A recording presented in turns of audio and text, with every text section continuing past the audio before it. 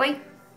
Bom, eu tô fazendo esse vídeo sobre a minha experiência de leitura de Bíblia esse ano. Cara, é a primeira vez que eu li a Bíblia inteira, sinceramente, apesar de ter crescido na igreja desde os 6, 7 anos, foi a primeira vez que eu li a Bíblia por completo. Eu fiquei muito feliz com isso, e assim que eu tava no livro de Apocalipse, que foi o último, Deus colocou no meu coração de compartilhar a minha experiência. Então eu queria deixar muito claro que não se trata de um vídeo de uma pessoa, de uma teóloga, explicando a Bíblia teologicamente como ela é, mas sim uma experiência pessoal de alguém que leu a Bíblia e leu pela primeira vez. Então eu acredito que tem muito ainda pra eu aprender. É muito limitado ainda o meu conhecimento, mas a minha experiência de quem conseguiu vencer essa barreira, de conseguir ler ela inteira por um ano, é o que eu vou compartilhar com vocês e eu espero que ajude. E é fundamental pra quem tenta ler a Bíblia e não consegue, é você entender ao certo como ela funciona. Meus pais, eu vi eles fazendo, mas eles não me exigiam de mim, então eu realmente não fazia, eu não lia. O meu conhecimento é conhecimento de escola bíblica, você lê uma passagem específica, mas você não compreende a Bíblia em si. E faz muito sentido você saber como ela funciona. Eu tenho certeza que a minha próxima leitura, porque obviamente, né, porque eu li uma vez que eu vou parar, eu vou continuar, ela vai fluir muito melhor a partir do momento que eu compreender como é que funciona a estrutura da Bíblia. Então, vou começar pelo básico, eu acredito que a maioria já sabe, a Bíblia é dividida em Antigo Testamento e Novo Testamento. O Novo Testamento é depois de Jesus, o Antigo Testamento é antes de Jesus.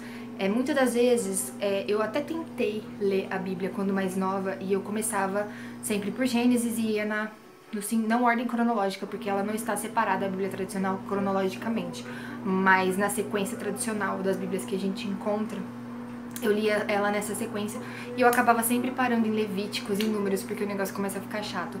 Mas vamos entender como é que funciona, como é que é esse esqueleto da palavra de Deus, pra gente, mesmo que seja difícil a leitura, ela consiga fluir melhor. Então vamos lá. Tudo começa em Gênesis. Em Gênesis é o princípio de tudo, é Deus criando o universo, Deus criando tudo que nele há, Deus criando o homem caindo e pecando, se separando de Deus, e Deus escolhendo Abraão para dele sair o povo que vai ser dele. E aí você vai ver, você lendo Gênesis, quando chega em José, essa descendência de Abraão acaba parando no Egito, por conta da história de José, que é muito linda por sinal, e eles acabam vivendo lá, e com o passar dos anos eles acabam virando escravos no Egito. Então o próximo livro, que é Êxodo, que começa a história de Moisés, se trata sobre a libertação desse povo da escravidão e do Egito, para a terra que Deus vai preparar para eles. Então Êxodo é essa história, a história do príncipe do Egito, se você já assistiu esse desenho, que é muito lindo e da hora, eu amo. Então, Êxodo é basicamente isso. Levítico, cara, por que Levítico é chato? São as leis para esse povo, porque eles saíram de um lugar e eles estão indo a outro. Então Deus criou leis para organizar essa galera, porque era tipo muita gente. Então é um livro sobre leis, e é lógico que vai ser um pouco maçante, porque são leis que foram determinadas, sei lá, 1400 anos antes de Cristo, aí você soma com 2018, que é depois de Cristo, pensa quantos anos atrás isso aconteceu, faz muito tempo. Dá pra você compreender que é um pouco difícil, mas veja como eu vejo. Lendo e não conseguindo, na verdade, me concentrar tanto, o Espírito Santo me levou a um raciocínio de que o livro de Levítico, ele é essencial pra gente entender e compreender o quão maravilhoso foi o sacrifício de Jesus. Lá naquelas leis, eles falam muito sobre o que se deveria fazer, por exemplo, quando você pecasse. Ah, você teria que matar não sei quantos animais e espirrar o sangue não sei na onde, blá blá blá blá blá blá. E quando você vê o quão complicado e difícil era, e você olha pra você e você vê que você faria, tipo, muitos pecados. Cara, Jesus foi perfeito, ele morreu na cruz e depois disso é só você realmente se arrepender de coração e tá tudo certo, tá pago, é sensacional. Então Levítico é um pouco pesado por conta disso, você tem que entender que é a respeito disso. Depois começa Números, que também é um pouco mais lento, que é sobre a peregrinação desse povo no deserto até a Terra Prometida, até onde Deus preparou para esse povo. A gente vai para Deuteronômio, que é a mensagem final de Moisés, né, antes de chegarem até a Terra Prometida, que Moisés acaba não entrando, e é uma história que aí você tem que ler. E depois Josué, que é quando eles de fato entram na Terra Prometida, liderados por Josué.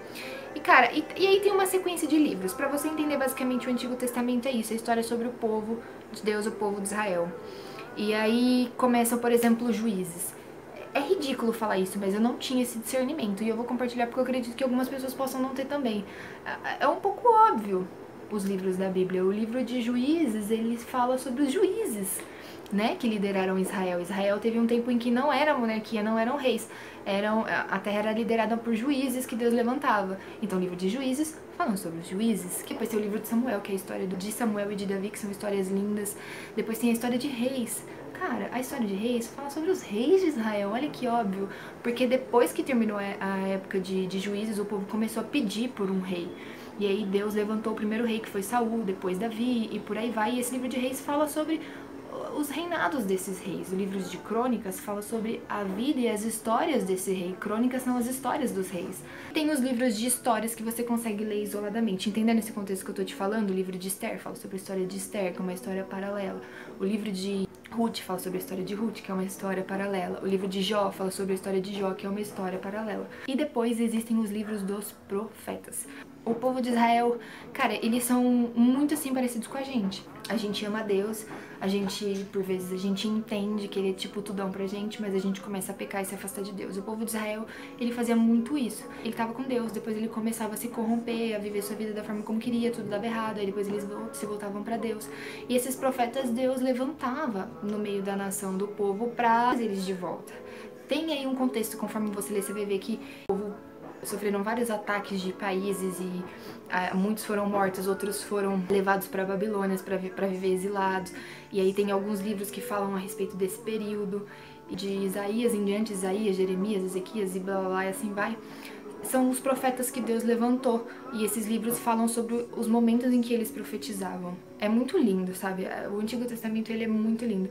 Eu, assim, criei um amor, um apreço muito especial que eu não tinha depois que eu compreendi como a Bíblia funciona. Salmos, que são os louvores que Davi fez, que são lindos, principalmente para quem passa por momentos difíceis. A maioria deles Davi fez enquanto ele estava sendo perseguido, fugindo, sendo perseguido injustamente. Então tem louvores ali que, quando você tá muito mal e você não consegue orar, os salmos, eles oram por você. Aí tem o livro de Provérbios e Eclesiastes, palavras de Salomão, que foi o filho de Davi, e a Bíblia fala que não houve nem haverá nenhum homem tão sábio quanto Salomão. Então são livros muito ricos, assim, de sabedoria e que podem ser empregados pra gente até hoje. Então, basicamente, esse é o Antigo Testamento. Eu acho que você já compreendeu um pouquinho do que se trata. Depois, o Novo Testamento se trata de Jesus. Se trata começa com os evangelhos, os 4 primeiros livros, Mateus, Marcos, Lucas e João, falam sobre a vida, o ministério de Jesus, do ponto de vista de 4 discípulos diferentes. Então os 4, às vezes você vai ler e você fala, meu, eu já li isso em algum lugar. Aí você vai entender que é a mesma história, as mesmas situações, mas ditas de pontos de vista diferentes. É muito interessante porque algum sempre capta alguma coisa que o outro não pegou e muda-se os pontos de vista e as personalidades de cada um também influenciam. É muito legal. Uma coisa muito interessante que eu ouvi essa semana é que o Antigo Testamento está repleto de capítulos em que falam sobre genealogias. Fulano que gerou ciclano, que gerou ciclano, que gerou ciclano.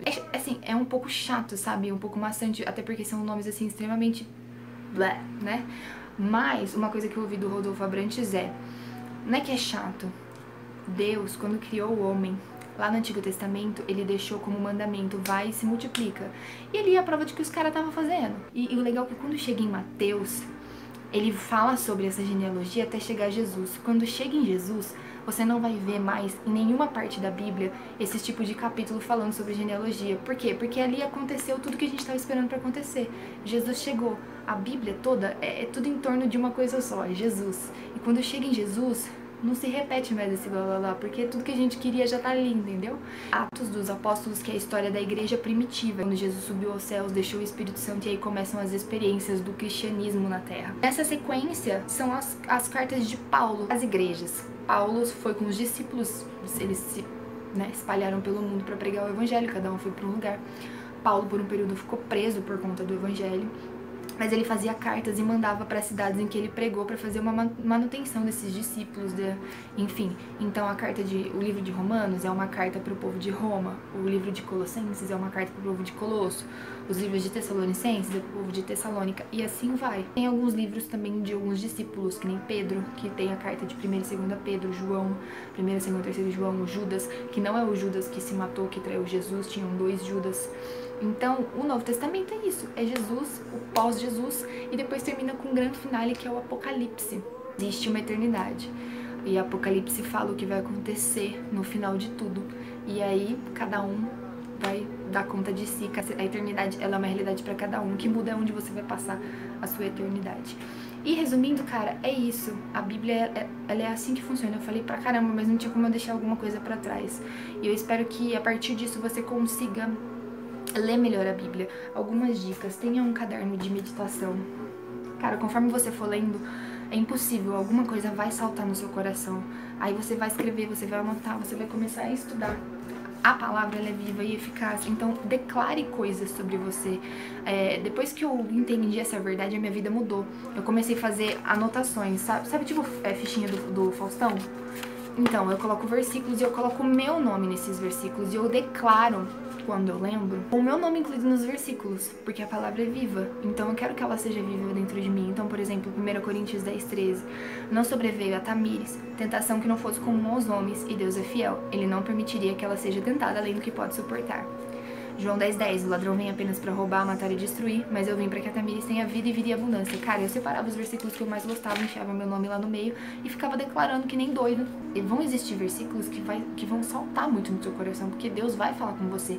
A Bíblia nada mais é do que Deus pregando. A gente assiste pessoas que pregam a palavra de Deus. E quando a gente lê a Bíblia, é Deus falando diretamente com a gente através da sua palavra. Então a gente tem que ter, cara, muito respeito por isso. E toda vez que a gente vai ler, não pegue simplesmente, abre e leia. Não, fecha o seu olho, tipo, faça uma breve oração. Espírito Santo, por favor, lê comigo.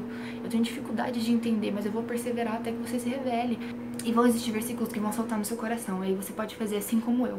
Eu escrevo eles no papel. A minha capinha de celular não dá pra mostrar, porque o meu celular, né, tô usando pra filmar. Ela é transparente. Então, o que que eu faço? Eu coloco esse papelzinho com o versículo dentro da minha capinha, virado pra fora. E aí eu fico em contato com aquele versículo. Eu fico lendo e meditando, às vezes memorizando pra me ajudar. Então, assim, leia, persista. Agora que você compreende um pouco mais, pra quem não tinha entendimento, estuda, sabe? Existiu algum livro que você não compreendeu exatamente? Meu, busque estudo específico. Eu li o livro do profeta Abacuque sobre um tempo específico do povo de Israel, mas não tô entendendo muito bem. Meu, estudo sobre o livro de Abacuque. Vai, lê, memoriza os versículos pra isso te ajudar em momentos difíceis ou pra você conseguir ajudar outras pessoas que estão passando por momentos difíceis. Pratique, né? Não adianta nada a gente ler a Bíblia. É um clichê, mano. Ela é um manual do ser humano, do cristão que quer viver de acordo com os princípios de Deus, que ama e que quer ter um relacionamento com Deus e viver uma vida sobrenatural diferente de tudo que a gente tá acostumado nessa terra. E, meu, compartilha. As redes sociais estão aí pra isso. Eu sou extremamente apaixonada por Jesus, por tudo que Ele fez por mim e tem feito na minha vida. E eu não consigo falar de outra coisa que não seja dele. Então, é óbvio que você vai ver nas minhas redes sociais sempre eu falando alguma coisa, porque eu amo essa palavra e é meu papel compartilhar. Eu espero que isso tenha ajudado você, eu espero que isso tenha te instigado a ler mais a Bíblia, a buscar as revelações de Deus pra você, a compreender mais a palavra de Deus. Não precisa ler ela de Gênesis, Apocalipse na sequência que você tem. Procura na internet, tem inúmeros cronogramas bíblicos pra leitura. É uma sequência que vai facilitar, que vai misturar o Antigo com o Novo Testamento. Cara, não desiste, você vai ver que vão ter dias em que Deus vai falar com você e você vai ficar apaixonado pela palavra dele, tá bom? Beleza?